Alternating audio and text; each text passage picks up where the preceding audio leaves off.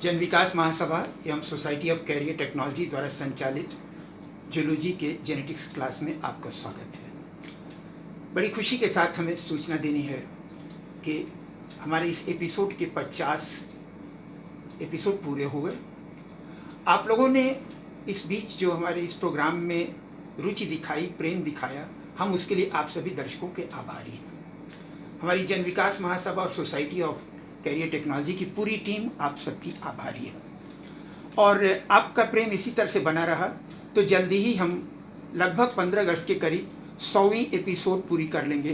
तो उसी समय हम इसे और विस्तार देने जा रहे हैं कि 10वीं से लेकर के 12वीं BSc, MSc, B pharma, even जितने भी प्रतियोगी परीक्षाएं हैं, नीट से लेकर के Indian forest service, PCS, civil services, MSc के बाद के नेट, इन सब परीक्षाओं की तैयारी के लिए हमारी टीम अब प्रोग्राम बनाना शुरू कर दी है और इसे लगभग 15 अगस्त को शुरू कर दिया जाएगा, इसकी घोषणा कर दी जाएगी।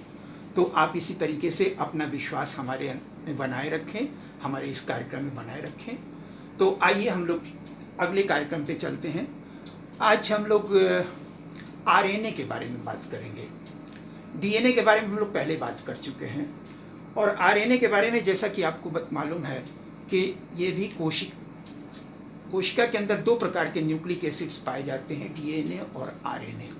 डीएनए तो मुख्य रूप से न्यूक्लियस के अंदर पाया जाता था और थोड़ा सा क्लोरोप्लास्ट और माइटोकॉन्ड्रिया में पाया जाता था। आरएनए मुख्य रूप से साइटोप्लाज्म में पाया जाता है, लेकिन थोड़ी सी मात्रा न्यूक्लियस के अंदर भी पाई जाती है। और वायरसेस में भी कुछ ऐसे हैं जिनमें डीएनए के स्थान पर आरएनए जेनेटिक मटेरियल के रूप में पाया जाता है। तो इस आरएनए में कुछ बातें तो बिल्कुल उसी पैटर्न पे है डीएनए की तरह से। इसमें भी 5 कार्बन शुगर है, लेकिन फिर एक फर्क ये हो जाता है कि यहाँ पर सभी 5 कार्बन में H और OH लगा रहेगा।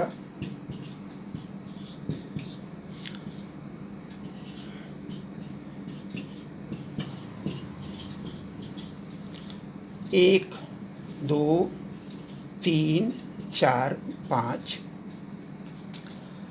और इनमें भी ये जो राइबोज शुगर है उसका जो 1 नंबर वाला कार्बन है ये फिर नाइट्रोजनस बेसिस से बॉन्ड बनाता है, न्यूक्लियोसाइड बनाता है।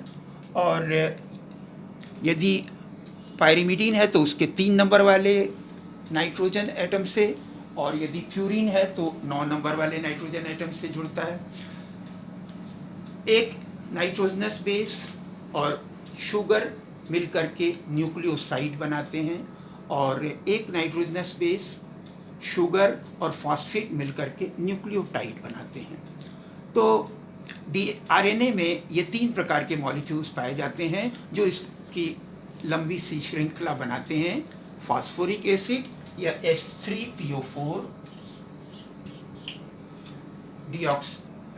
राइबोज शुगर और फिर नाइट्रोजनस बेसिस 2 प्रकार के, पायरिमिडीन और प्यूरिन।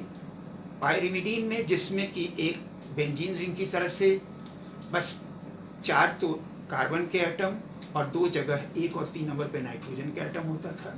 और उसके बाद ऐसे ही तो पायरिमिडीन भी 2 तरीके के होते हैं, प्यूरिन भी 2 तरीके के होते हैं। प्यूरिन जिसमें कि ये 6 कार्बन वाला बेंजीन रिंग के साथ एक 5 कार्बन का हेट्रोसाइक्लिक इमिडाजोल रिंग जुड़ा रहता है।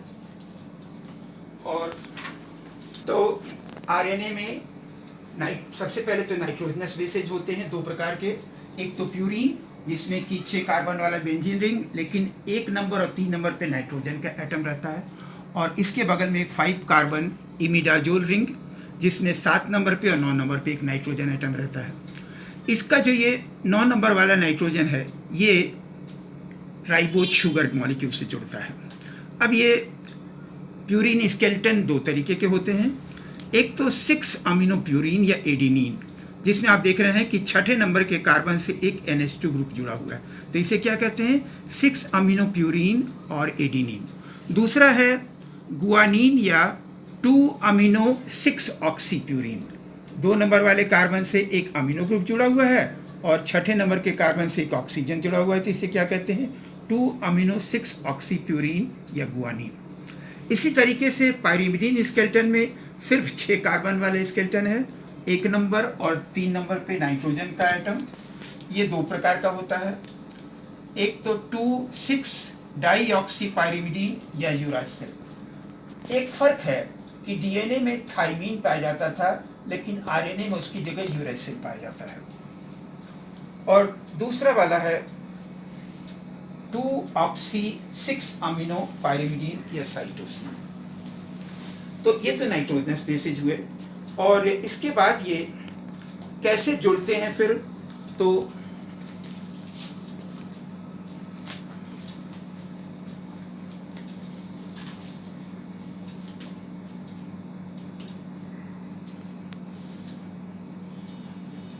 जैसा कि मैंने अभी आपको बताया कि नाइट्रोजनस बेस और शुगर को मिलकर के जो बनता है उसको न्यूक्लियोसाइड कहते हैं। इसमें यदि पायरिमिडीन है तो पायरिमिडीन का जो 3 नंबर वाला नाइट्रोजन एटम है वो राइबोज शुगर के 1 नंबर वाले कार्बन से जुड़ता है। इसी तरह से यदि प्यूरीन है तो इसका जो 9 नंबर वाला नाइट्रोजन एटम है राइबोज शुगर के 1 नंबर वाले कार्बन से जुड़ता है। जब नाइट्रोजनस बेस शुगर के साथ एक फॉस्फेट भी अटैच हो जाता है तो इसे न्यूक्लियोटाइड कहते हैं।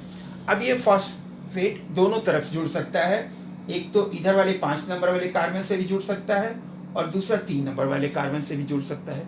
तो इस प्रकार ये जो फॉस्फोरिक एसिड है डिफरेंट शुगर मॉलिक्यूल्स को एक दूसरे से जोड़ने का काम करता है 3,5-फॉस्फोडाइएस्टर लिंकेज से।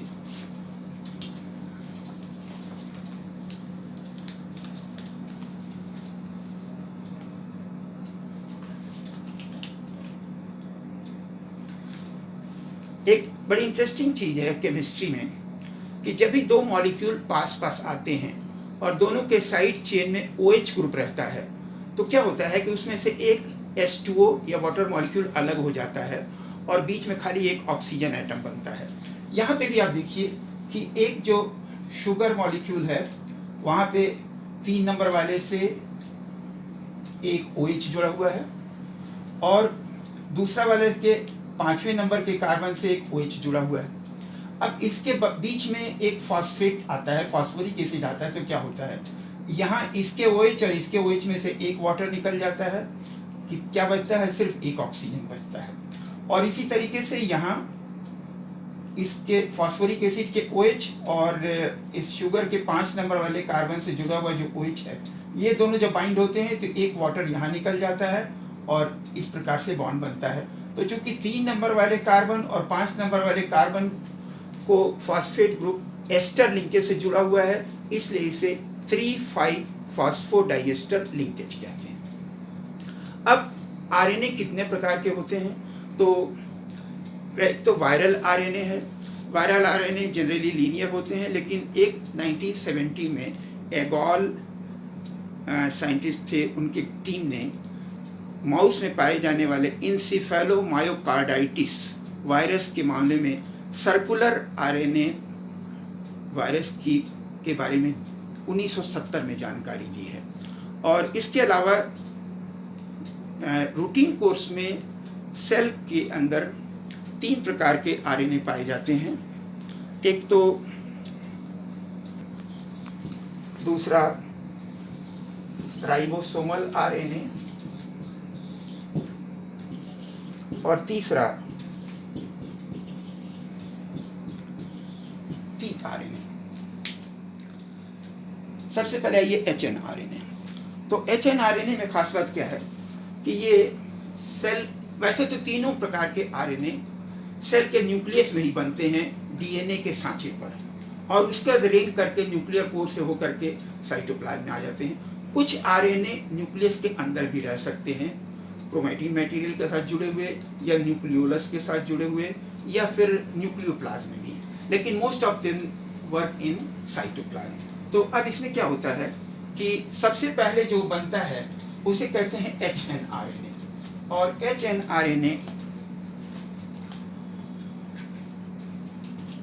जैसा कि मैंने अभी आपको बताया कि ये न्यूक्लियस में बन करके बाहर आ गया।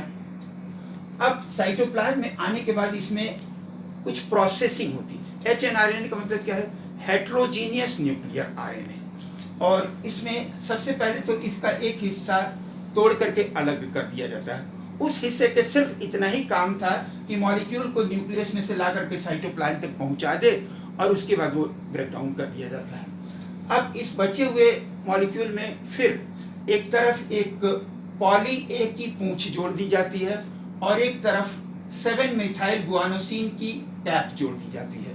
अब ये फुल फ्लेज्ड mRNA या मैसेंजर आरएनए बनकर के तैयार हुआ। प्रोकैरियोट्स में तो इस तरीके से होता है। यूकैरियोट्स में एक और विशेष बात हो जाती है कि यूकैरियोट्स में स्प्लिट जीन्स पाए जाते हैं, जिसमें कि जो न्यूक्लियस से बन करके आरएनए आया तो उसमें बीच बीच में कुछ इंट्रॉन या इंटरवीनिंग सीक्वेंस होते हैं जिसका कोई उपयोग नहीं होता है, और जिन हिस्सों का उपयोग होता है उसको एक्सॉन्स कहते हैं। अब क्या होता है कि साइटोप्लाज्म में आने के बाद ये लैटरल बडिंग हो जाएगी, अलग कर दिए जाएंगे, तोड़ करके फिर अलग कर दिए जाएंगे और बाकी जो बचे हुए एक्सॉन्स हैं ये जोड़ दिए जाते हैं। इस क्रिया को स्प्लाइसिंग कहते हैं। तो अब ये फुल फ्लेज्ड mRNA तैयार हो गया अपना काम करने के लिए। इसी तरह से राइबोसोमल आरएनए, जिसका मुख्य काम क्या है कि ये राइबोसोम में mRNA भी आता है, tRNA भी आता है, उसको ये जोड़ने का काम करते हैं। और इसमें वैसे तो DNA तो डबल हेलिक्स होता है, 2 हेलिक्स एक साथ जुड़े रहते हैं। आरएनए में नॉर्मली तो सिंगल हेलिक्स ही होता है, लेकिन बीच बीच में कुछ जगहों पे वो फोल्ड होकर के डबल हेलिक्स बन जाता है। तो ऐसा देखा गया है कि ये जो इस तरीके के एरियाज हैं, जैसे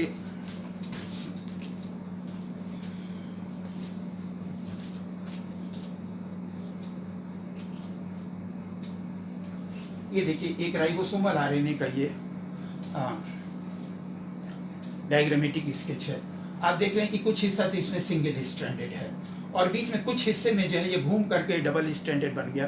तो उसमें ये थोड़ी सी हाइड्रोजन बॉन्डिंग के साथ नाइट्रोजनस बेसिस जुड़े हुए हैं। तो इसमें ये वाला जो हिस्सा है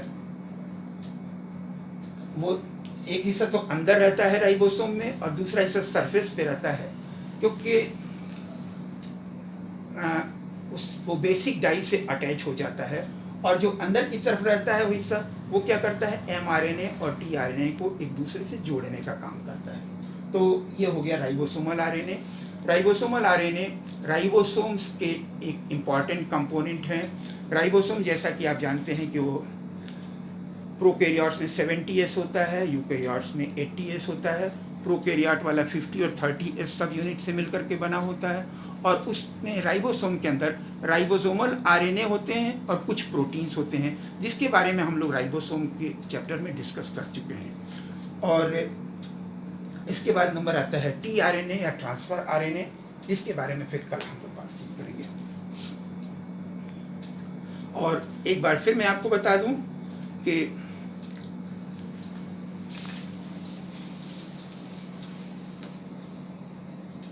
मैं एक बार पुनः आपको बता दूं कि आपके इस सोसाइटी ऑफ कैरियर टेक्नोलॉजी और जन विकास महासभा के जूलॉजी क्लासेस के 50 एपिसोड्स पूरे हो गए और इस 50 एपिसोड के बीच में आप सभी ऑडियंस ने जो अपना विश्वास और प्रेम हमारे में प्रदर्शित किया है, हमारी टीम उसके लिए आपकी आभारी है। और आपका प्रेम ऐसे ही हमारे इस कार्यक्रम में बना रहा तो बहुत जल्दी ही लगभग 15 अगस्त के करीब में हम लोग जब 100 एपिसोड पूरे करेंगे तो उस समय जूलॉजी से संबंधित जितनी भी प्रतियोगी परीक्षाएं हैं, सभी प्रतियोगी परीक्षाओं की तैयारी के लिए ऑनलाइन और ऑफलाइन क्लासेस प्रारंभ हो जाएंगे, जिसमें कि हिंदी और अंग्रेजी दोनों माध्यम में आपको नोट्स भी उपलब्ध रहेंगे और आपको फिर से एक बार रिवाइज करने के लिए जो 50 एपिसोड्स हो चुके हैं उसकी लिस्ट हम आपको दिखा दें कि जिससे कि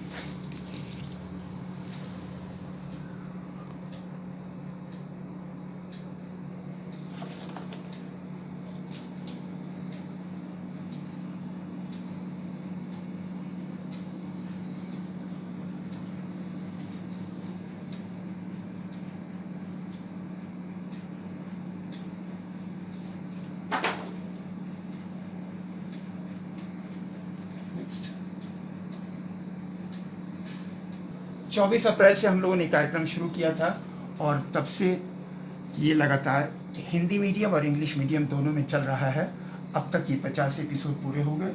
अब इसके बाद कल से 51 एपिसोड शुरू हो जाएगा।